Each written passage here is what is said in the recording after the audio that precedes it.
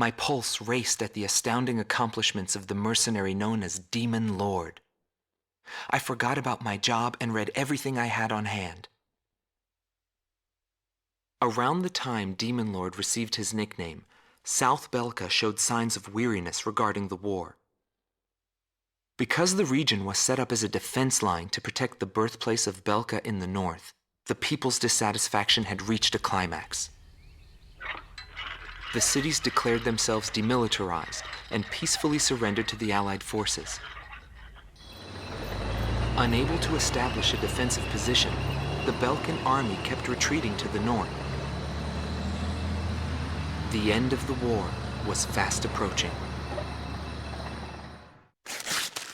I was given an opportunity to interview the former aces of the Belkan Air Force. Back then, they were the masters of the sky, and they had also known him. So I crossed the border to follow his trail. I wanted to capture the war and the Demon Lord from their point of view, to capture the voices of those who were there.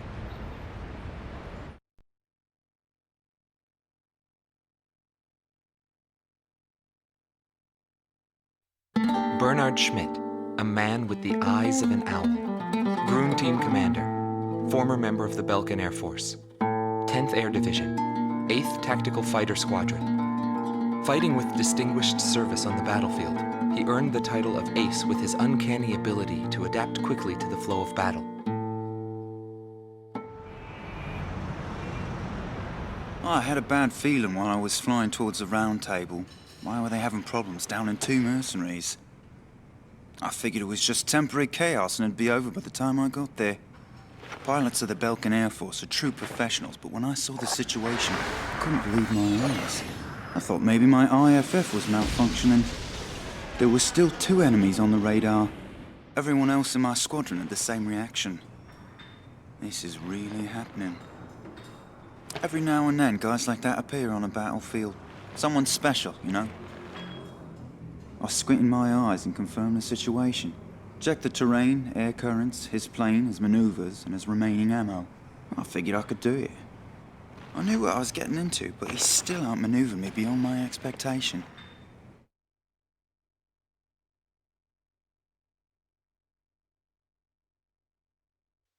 Gelb Teams Number 2, former member of the Belkan Air Force. 5th Air Division, 23rd Tactical Fighter Squadron. Rainer Altman. He flew the skies of Directus during the capital's liberation, and he's still there to this day. I met him above this very sky. I can still hear the sound of the missile alerts from that day. I received an order to fly to Directus on my way back from an intercept mission on the southern defense line. The order itself wasn't unusual. We kept being deployed from one mission to the next without receiving even the basic maintenance. But the situation was the same all around. We were late reaching the operational space. The station squadrons had already retreated, and warning bells were going off in the city. And the people were looking up to his plane, high above the sky. I couldn't see any emotion in his maneuvers. I didn't feel like I was fighting against a human being. I wanted to end that battle as quickly as possible.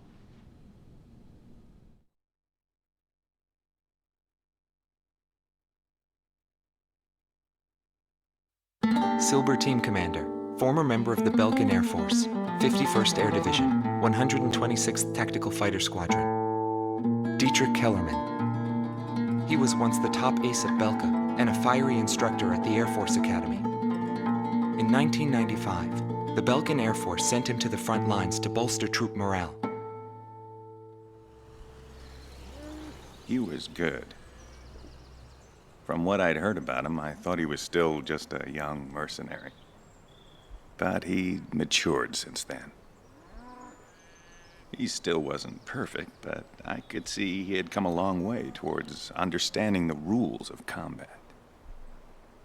What's important on the battlefield is to let go of hate, to survive, and to adhere to the rules you've set for yourself.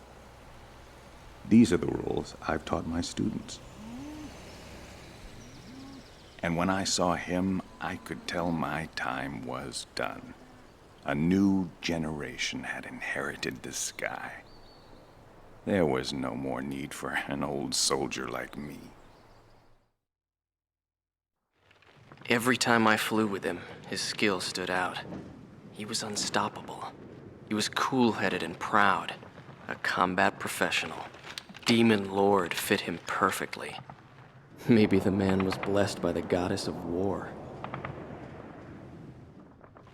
Before long, everyone had taken notice of him. More and more would show up to watch him go off on sortie. Mercenaries or maintenance crew, it didn't matter. People wanted to burn his image to their memories. Hell, they weren't the only ones.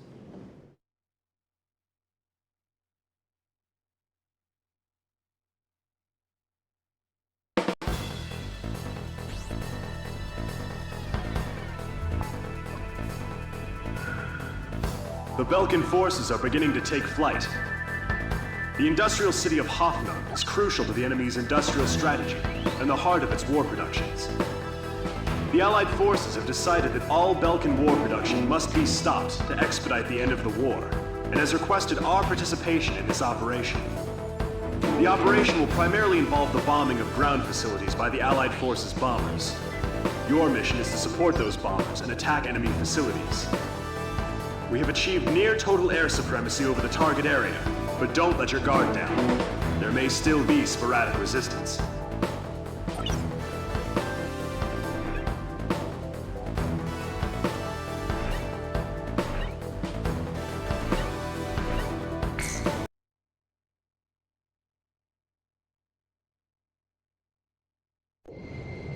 Galm 2 to all units. I've confirmed a burning city up ahead.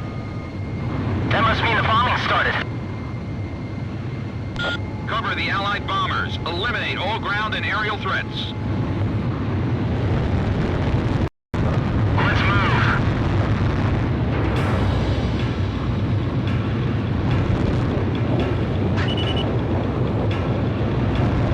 To all bombers, remove Belka's ability to counterattack. Priority is placed on destruction over accuracy.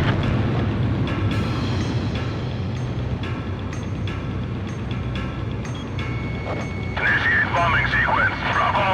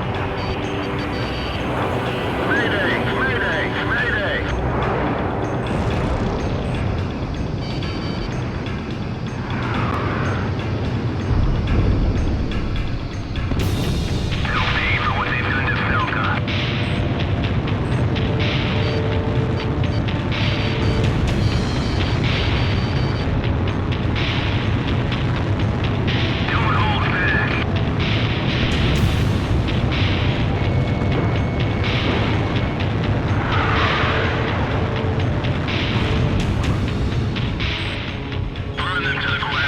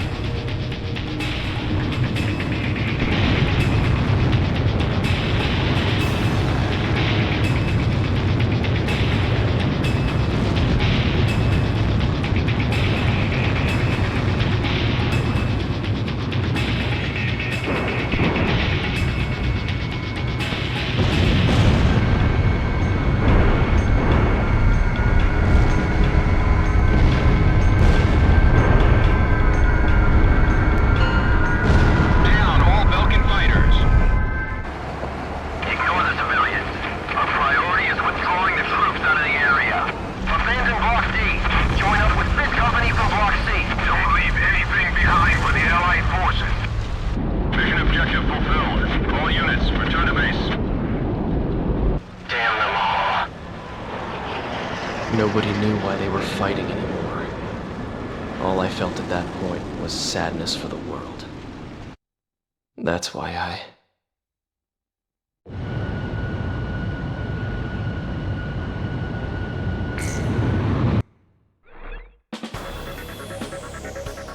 Pursued by Allied forces, the Belkan forces have taken flight, abandoning Hoffnung. Without military production capabilities, Belka is in a bind. We were also able to confiscate samples of what seemed to be experimental weapons from the abandoned war factories, before Belka had time to use them.